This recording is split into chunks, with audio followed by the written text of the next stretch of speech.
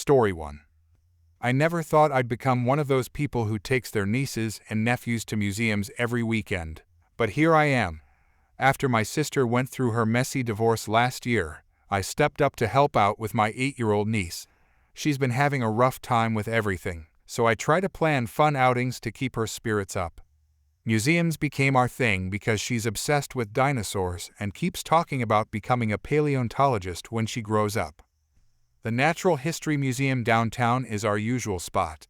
I've got a yearly membership now, which seemed crazy at first, but we go there almost every Saturday.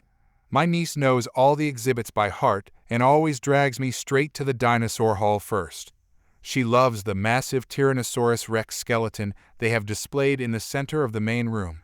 It's this incredible specimen that's been there since the museum opened back in the 1920s. Today started off perfectly normal. My niece was doing her usual routine of telling me facts about each dinosaur as we walked through the hall. She was explaining how the T-Rex had tiny arms but could lift 400 pounds when this woman showed up out of nowhere. This woman looked like she'd stepped out of a suburban nightmare. She had that haircut, the one that screams, "I want to speak to the manager," and she was carrying about 3 different designer bags while barking orders into her phone.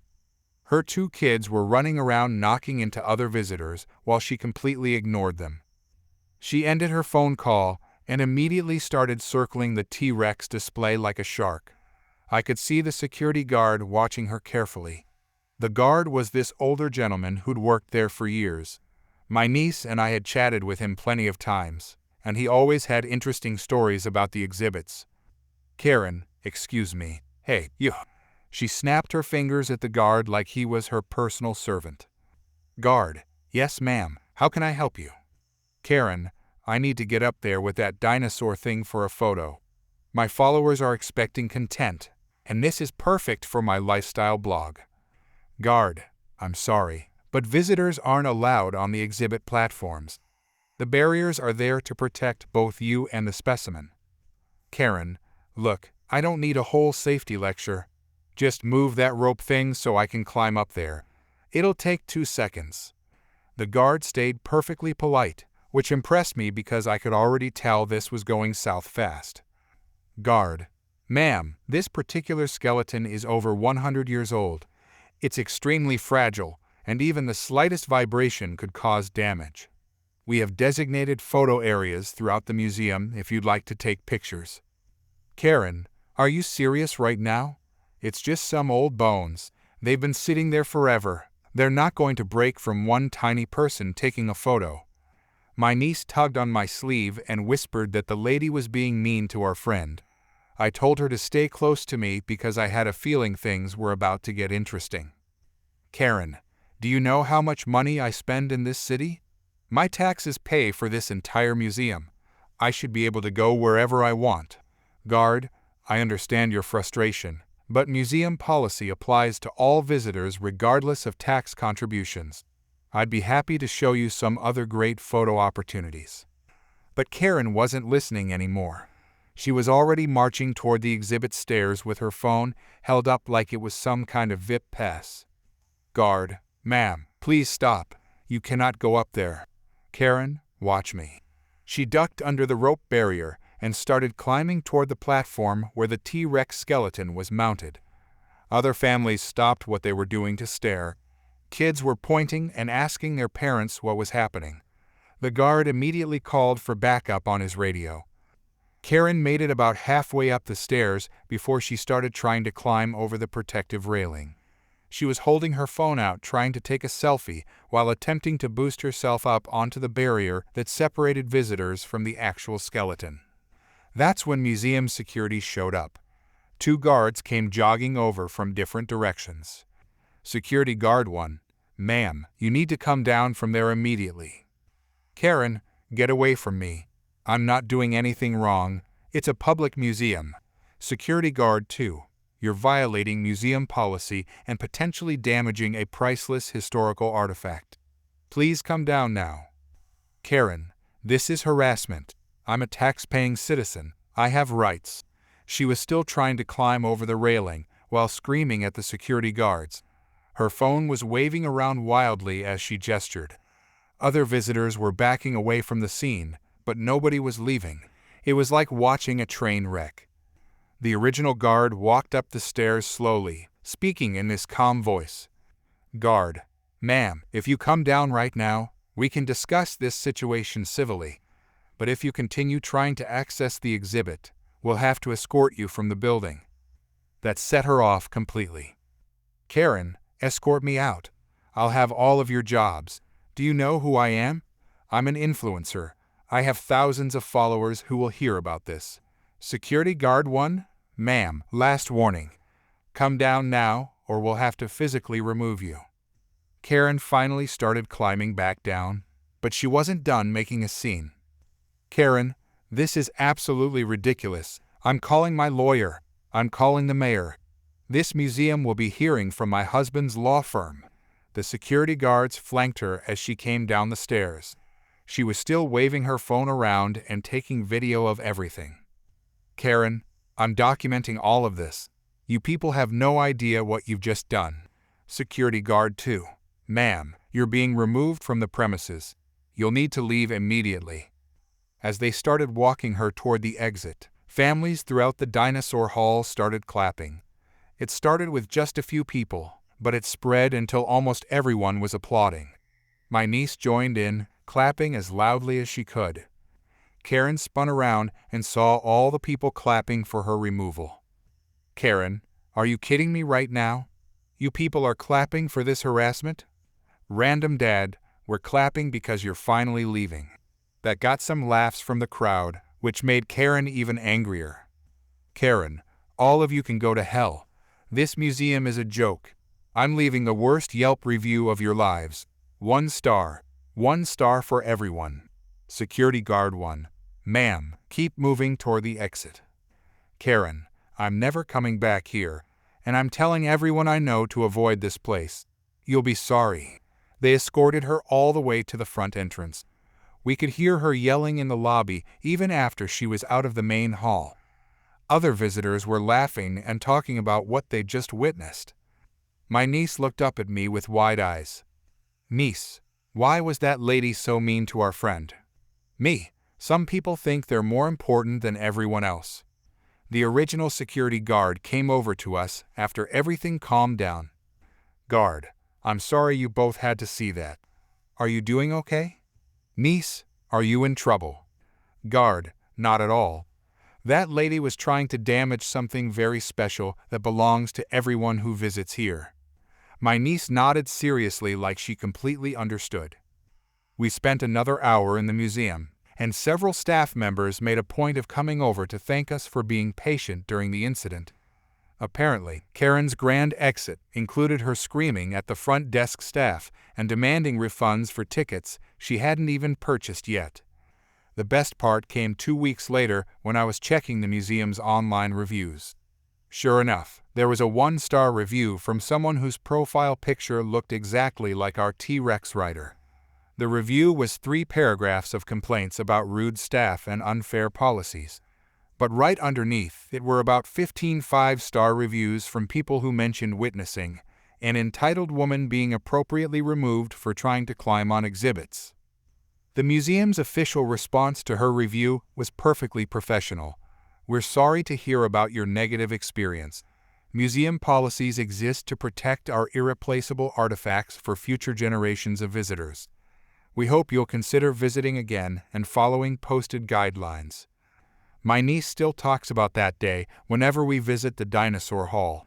She calls it the time we watched someone try to ride a T-Rex and fail miserably. And honestly, that's a pretty accurate summary.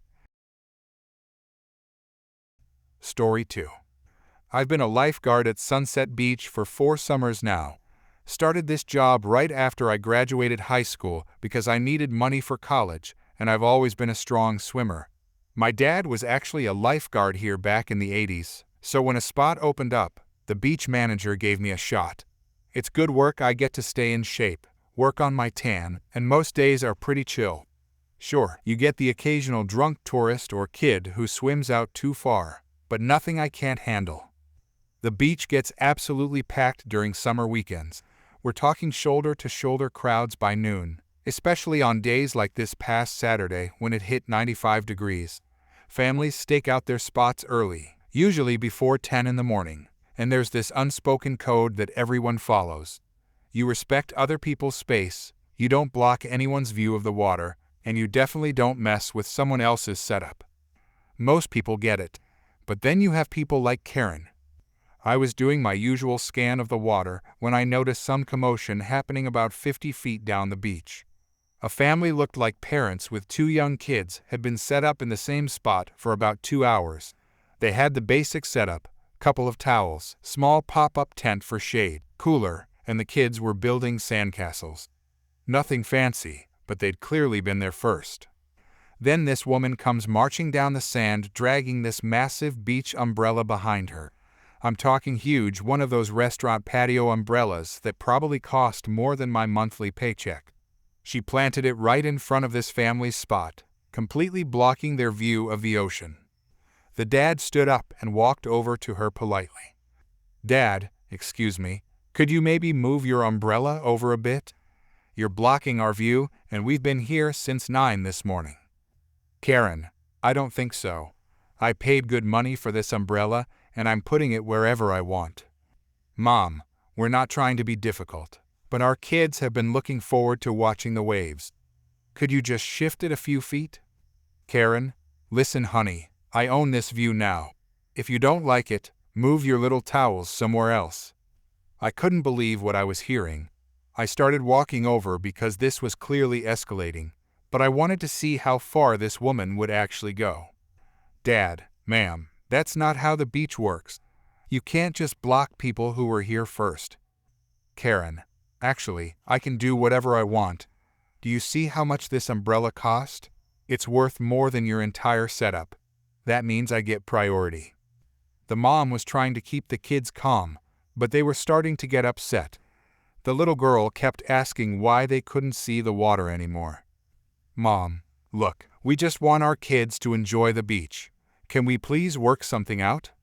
"Karen, here's what we can work out. You pack up your discount store towels and find somewhere else to sit. I need this entire area for my setup." She gestured to a bunch of expensive-looking beach gear that was still piled up behind her. Apparently, the giant umbrella was just the beginning. "Dad, we're not moving. We were here first and we're staying." That's when Karen completely lost it. She walked over to their cooler and started kicking sand all over it. "Karen, fine. If you're going to be difficult, I'll make sure you regret it." She was literally kicking sand onto their food and drinks while screaming at the top of her lungs. "Karen, I'm calling the police. You people are harassing me and trying to steal my spot." The kids started crying, and that's when I decided I'd seen enough. I blew my whistle and started jogging over. Hey, what's going on here?" Karen spun around and pointed at the family like they'd committed some major crime. "Karen, thank God. Are you security? These people are trying to force me off my spot, and they're being very aggressive." "Me? I'm the lifeguard. I've been watching this whole situation from my chair." "Karen, good. Then you saw how they attacked me when I tried to set up my umbrella." "Me, actually. What I saw was you planting your umbrella directly in front of a family that was already here, then kicking sand on their belongings when they asked you to move." Her face went completely red. "Karen, that's not what happened. I was here first." "Me, ma'am, I've been on duty since 8 this morning. This family has been in this exact spot for over 3 hours. You just arrived 20 minutes ago." "Karen, well, I don't care who was here first. I paid for premium beach access, and I demand you remove these people immediately." "Me, there's no such thing as premium beach access. This is a public beach." "Karen, I'm staying at the Grand Resort. I paid $800 a night for oceanfront views." "Me, your hotel room might have oceanfront views, but that doesn't give you special rights on the beach." The dad was trying not to smile, while Karen kept digging herself deeper. "Me, actually, you're the one violating beach regulations. You can't obstruct other beachgoers' access to the water view, and you definitely can't kick sand on people's belongings." "Karen, this is ridiculous. I'm a paying customer and I demand better treatment. Me. I'm going to have to ask you to move your umbrella to an open area or pack up and leave. Karen. I'm not moving anywhere. The ocean doesn't belong to poor people. She actually said that. Out loud. In front of 2 little kids and about 50 other people who had stopped to watch the drama. The dad had clearly heard enough. Dad, did you just call us poor people? Karen, if the shoe fits, look at your setup compared to mine. I obviously deserve better treatment. Me, ma'am, that's completely unacceptable. I'm going to have to ask you to leave the beach. Karen, you can't kick me off a public beach. I know my rights. Me, actually, I can remove anyone who's disturbing other beachgoers and violating beach conduct rules. You've done both. I radioed for backup from beach security. 2 guys in uniforms showed up within 5 minutes. Security guard, what's the situation? Me. This woman planted her umbrella in front of a family that was already here, refused to move when asked politely, then kicked sand on their belongings and made discriminatory comments. Karen, that's all lies. These people are trying to steal my spot. Security guard, ma'am, we're going to need you to pack up your things and leave. Karen, this is discrimination. I'm being targeted because I have nice things. Security guard, you're being asked to leave because of your behavior, not your belongings. It took 20 minutes for her to finally pack up her ridiculous umbrella while continuing to yell about her rights and how unfair everything was. The whole time, other beachgoers were taking pictures and videos of her meltdown. Security guard, ma'am, you're banned from this beach for the remainder of the day. If you return, you'll be cited for trespassing. Karen, fine. I didn't want to be on this trashy beach anyway. I'll take my business elsewhere. She stormed off, dragging her expensive umbrella behind her, still muttering about poor people and unfair treatment. But here's the best part. About an hour later, I saw her trying to set up at the private beach section of her fancy resort. Apparently, their beach was at capacity, and they wouldn't let her use the same spot-blocking tactics there either. She ended up having to sit in the hotel pool area instead. The family she harassed ended up having a great rest of their day. The kids built an amazing sandcastle, and several other families nearby came over to chat and offer support after witnessing Karen's behavior. Sometimes the beach community really comes together to look out for each other. Word spread pretty quickly among the other lifeguards and beach staff. We're all keeping an eye out in case she tries to come back and pull the same stunt again. Story 3.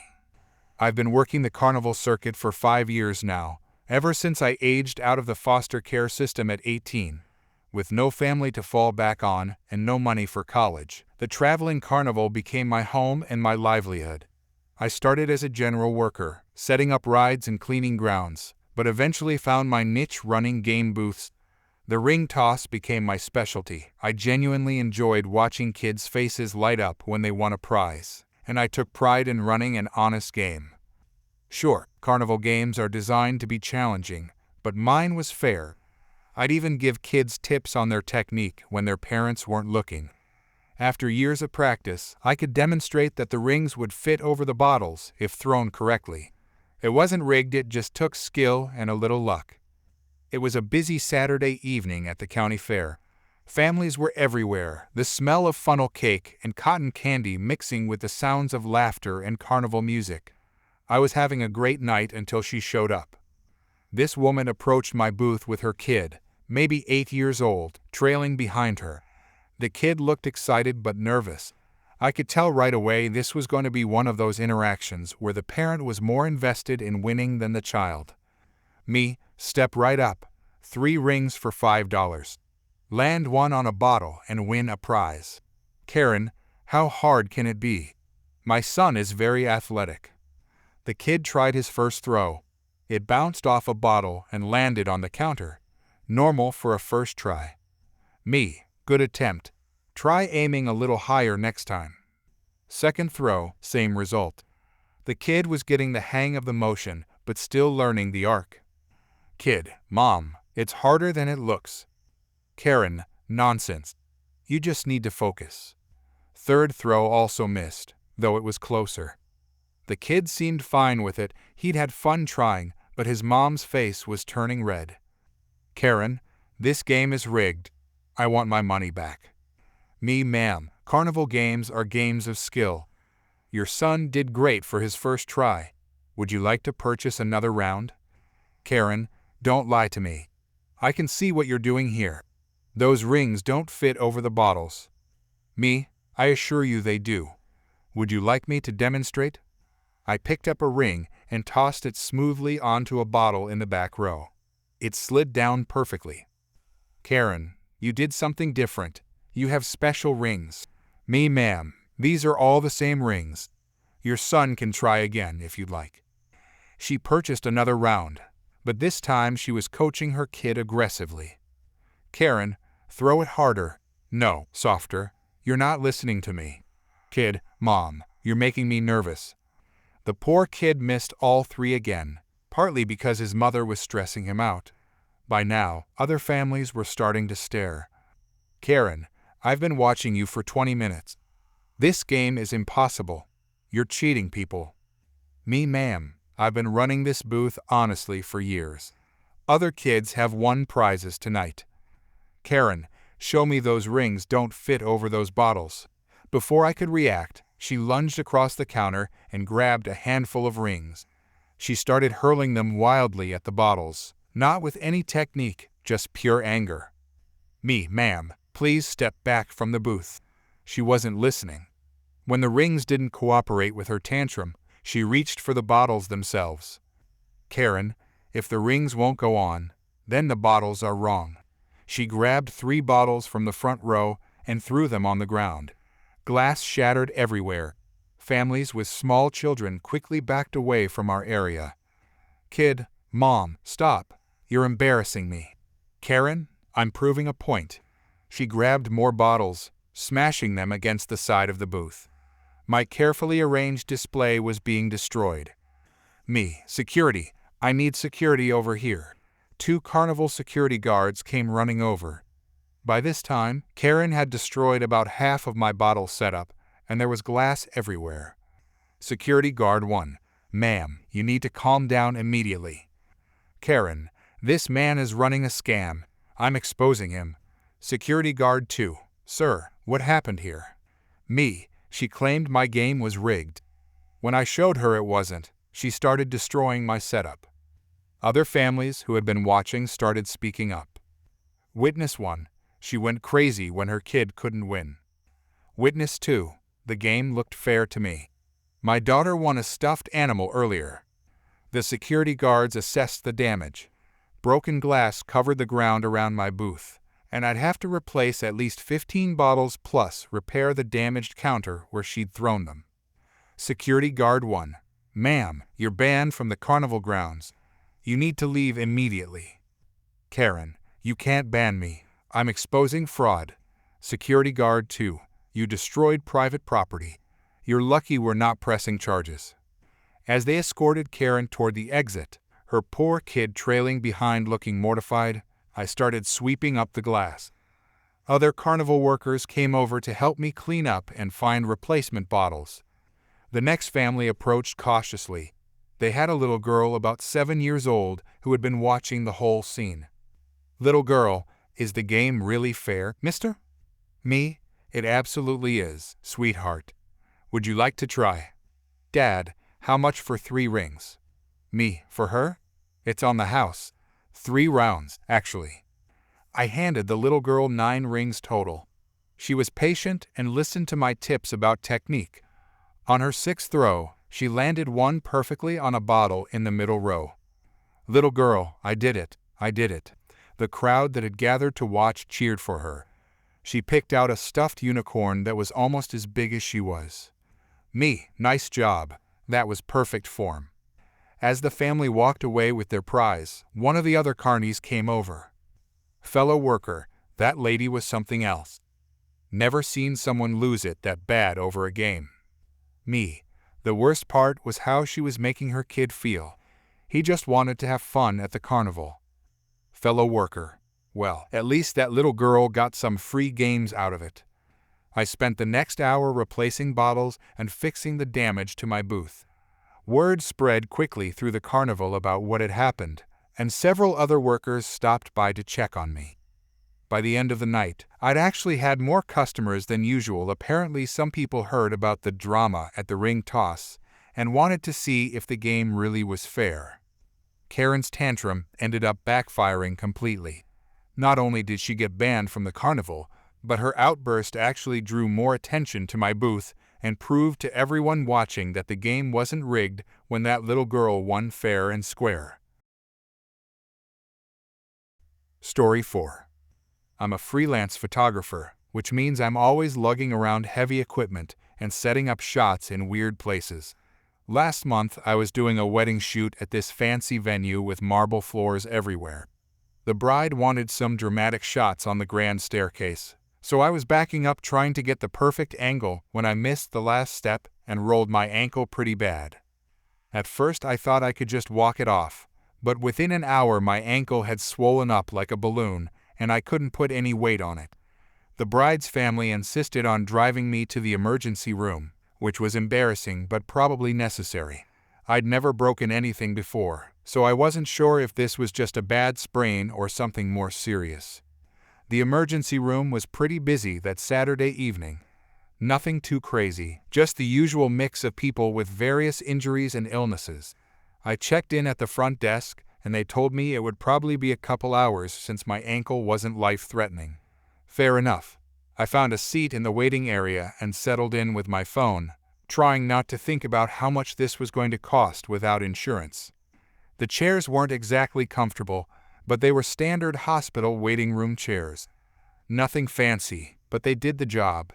I was scrolling through my camera roll, deleting blurry shots from the wedding, when this woman walked in. She looked like she was in her 50s, wearing what was obviously expensive clothes and carrying a designer purse that probably cost more than my rent. She walked up to the reception desk like she owned the place. "Karen, I need to see a doctor immediately. I've been having chest pains." The nurse at the desk looked up and started asking her the standard questions about her symptoms, and when they started, Karen answered quickly, sounding more annoyed than worried about potential heart problems. After filling out some paperwork, she was told to take a seat and wait to be called. That's when the problems started. Karen looked around the waiting room like she'd never seen anything so offensive in her life. She sat down in the chair next to me and immediately stood back up. "Karen, excuse me." She marched back to the reception desk.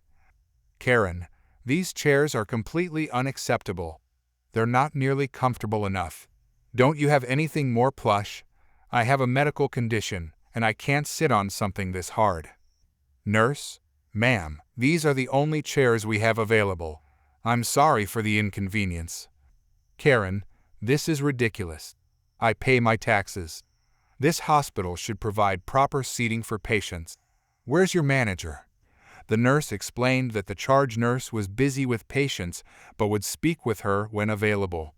Karen stomped back to her seat, muttering under her breath about the terrible service. 5 minutes later, she was back at the desk. "Karen, I also need some blankets and pillows, the ones from your luxury collection." The nurse looked confused. "Nurse, we have standard hospital blankets available if you're cold." "Karen, no. I need your premium linens, the soft ones. I have sensitive skin and I can't use anything rough or cheap." "Nurse, ma'am, we only have standard hospital blankets and pillows. They're clean and functional." "Karen, that's completely unacceptable. Don't you know who I am? My husband is a very important businessman in this city. We donate to charities. I should be getting VIP treatment here." By now, other people in the waiting room were starting to stare. A guy with his arm in a sling rolled his eyes. An elderly woman with her adult daughter looked annoyed. The nurse remained professional but firm. "Nurse, ma'am, all patients receive the same level of care here regardless of their background. If you'd like to take a seat, someone will call you when it's your turn." Karen's voice started getting louder. "Karen, this is discrimination. You're treating me like some common person off the street. I demand luxury accommodations. I want heated blankets, memory foam cushions, and room service. At this point, people weren't even trying to hide their staring. A man with a bloody bandage on his head looked over like he couldn't believe what he was hearing. Me, ma'am, this is a hospital emergency room, not a hotel. Karen spun around to face me. Karen, excuse me? Did I ask for your opinion? Mind your own business. Me, you're yelling loud enough that it's everyone's business at this point. She turned back to the nurse, getting even louder. Karen, I want to speak to the administrator. I want corporate's phone number. This is the worst service I've ever experienced. People like me shouldn't have to tolerate these conditions. The nurse picked up the phone and made a quick call. Within 2 minutes, 2 security guards showed up. Security guard, ma'am, we're going to need you to lower your voice. You're disturbing other patients. Karen, finally, someone with authority. I need you to get me proper seating and luxury bedding immediately. Security guard, that's not what we're here for. We've received complaints about loud, disruptive behavior. You need to keep your voice down and wait quietly like everyone else. Karen, I will not be silenced. I have rights. I have chest pains and I deserve proper treatment. The security guard looked at his partner, then back at Karen. Security guard, you have 2 choices. You can sit down, be quiet, and wait your turn like everyone else, or you can wait outside. Karen, outside. It's 90 degrees out there. Security guard, those are your options. Karen, this is outrageous. You can't make me wait outside. I'm a patient. Security guard, actually, we can. Disruptive behavior can result in removal from the premises. You're welcome to come back when you can behave appropriately. She looked around the waiting room like she expected someone to support her, but everyone was either looking away or watching with obvious satisfaction. Karen, fine, I'll wait outside, but I'm calling my lawyer. This is harassment. The security guards walked her to the door. Through the windows, we could see her on the curb, pulling out her phone and pacing back and forth in the heat. The waiting room immediately felt more peaceful. People went back to their phones and magazines. The elderly woman smiled at her daughter. Elderly woman, about time someone dealt with that nonsense. I got called back for my X-rays about an hour later. Just a bad sprain, thankfully. When I came back out with my ankle wrapped in crutches, Karen was still outside on the sidewalk, now sitting on the concrete looking miserable and sweaty. As I waited for my ride, I saw her finally come back inside, much quieter this time. She sat down without a word and waited like everyone else. Turns out even entitled people have limits when it comes to sitting in 90-degree heat for 2 hours. The best part? When she finally got called back, she was so dehydrated and overheated that they had to keep her longer for monitoring. Sometimes karma works faster than you'd expect. Story 5.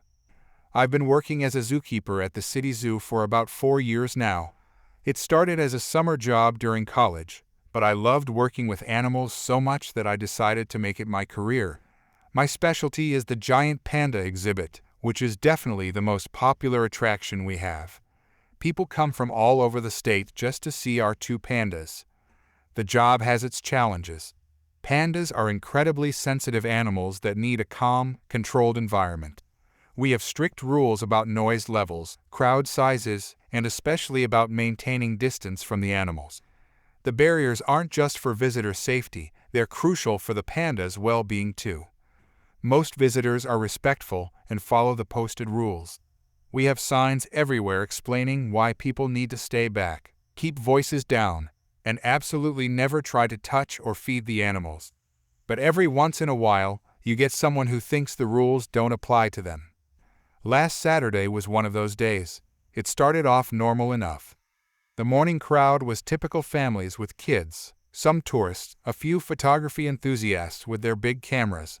I was doing my usual routine of cleaning the exhibit and preparing the pandas' lunch when I noticed this woman with her phone out. She was probably in her 30s, dressed like she was going to a fashion show instead of a zoo. Designer clothes, perfect makeup, and carrying one of those ring lights that social media people use.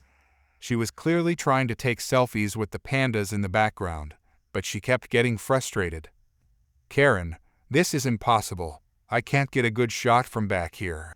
Her friend was with her, looking embarrassed by how loud she was being. "Friend, maybe we should just enjoy watching them. They're really beautiful animals." Karen, "No, I need the perfect shot for my followers. This is going to get thousands of likes." I was keeping an eye on her while I worked. She kept moving closer and closer to the barrier, which is a 3-foot fence with clear signs saying "Do not cross" and "Danger wild animals." Me? "Excuse me, ma'am, please step back from the fence. We need to maintain distance for everyone's safety." Karen, "I'm fine. I know what I'm doing." Me, "The rules apply to everyone. Please step back." She rolled her eyes and moved back maybe 6 inches. I continued with my work, but I had a bad feeling about her. About 20 minutes later, I was inside the keeper area preparing food when I heard gasps and shouting from the crowd. I looked up and couldn't believe what I was seeing. This woman had actually climbed over the fence and was walking straight toward one of our pandas. She had her phone out and was trying to get close enough for a selfie. The panda, startled by the intrusion, had moved away but was clearly stressed. I dropped everything and ran toward the emergency radio. Me, code red at panda exhibit, unauthorized person in enclosure. The crowd was going crazy. People were screaming and pointing. Some were recording with their phones, but most were just shocked. Visitor 1, "Oh my God, is she insane?" Visitor 2, "Someone's going to get hurt." I grabbed the emergency equipment and rushed into the enclosure through the keeper entrance. My heart was pounding because this was literally my worst nightmare scenario. Karen was so focused on getting her selfie that she wasn't paying attention to where she was walking. The area near the pond has special grass that we keep moist for the pandas, and it gets really slippery when wet. Me, "Ma'am, stop right there. Do not move any closer." Karen, "Just give me 1 second. I almost have the perfect shot." That's when it happened. She took another step backward to get a better angle, and her feet went right out from under her. She landed flat on her back with a huge splash, completely soaked in muddy water. Her phone went flying and landed in the pond with a splash. The crowd erupted in laughter and applause. It was like something out of a comedy movie. Karen, "My phone, my phone." She was flailing around in the mud, trying to get up but just slipping more. Her perfect outfit was completely ruined. By this time, our head of security and 2 other keepers had arrived. We have protocols for situations like this, though honestly, it had never happened before. Security chief, "Ma'am, do not move. Stay where you are." We had to be careful because even though she was down, she was still in the enclosure with wild animals. The pandas had moved to the far side, but we needed to get her out safely. It took 3 of us to help her stand up and escort her out of the enclosure. She was covered head to toe in mud and pond water. Her designer clothes were completely ruined. Karen, "This is your fault. Your enclosure is dangerous. I'm going to sue." Security chief, "Ma'am, you illegally entered a restricted area. We have the entire incident on camera." Karen, "I want to speak to your manager. Do you know how many followers I have?" Me, "Ma'am, you put yourself, our staff, and our animals in danger. This is incredibly serious." The crowd was still watching, and many people were recording everything on their phones. Karen seemed to realize how bad this looked. Karen, "Turn those cameras off. You can't film me without permission." Random visitor, "Actually, this is a public place, so we can film whatever we want." Another visitor, "This is going straight on social media." The security team escorted her to the administrative building while she continued complaining loudly.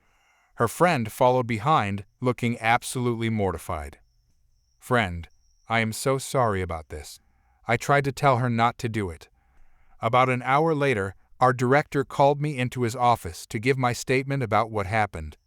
Apparently, Karen had been issued a lifetime ban from the zoo and a substantial fine for endangering wildlife and trespassing in a restricted area. Director, did she cause any stress to the pandas? Me, they seemed okay, but we'll monitor them closely for the next few days. They moved away as soon as she entered the space. Director, good. Animal welfare is our top priority. This kind of behavior is completely unacceptable. The best part came later that evening. One of the visitors who filmed the whole thing posted it online with the caption, "When influencers think rules don't apply to them." The video went viral, but not in the way Karen had hoped. Instead of getting famous for her panda selfie, she became internet famous for falling flat on her back in a muddy pond. The video got millions of views, and the comments were brutal. People were calling her selfish, stupid, and dangerous. The next week, our director told me that 3 other zoos in the region had received copies of Karen's photo and were told to watch out for her. Apparently, this wasn't her first attempt at getting dangerous animal selfies. My coworker found her social media account, and she had posted a long rant about how the zoo was at fault and how her treatment was unfair. But the comments on her post were all people sharing the video of her falling and laughing at her. Even better, the local news picked up the story and used it as an example of why zoo rules exist and how social media culture can lead to dangerous behavior. They interviewed our director, who explained how her actions could have resulted in serious injury to both herself and the animals. Karen's influencer moment definitely went viral, just not the way she planned, and our pandas went back to their peaceful routine, completely unbothered by the whole drama.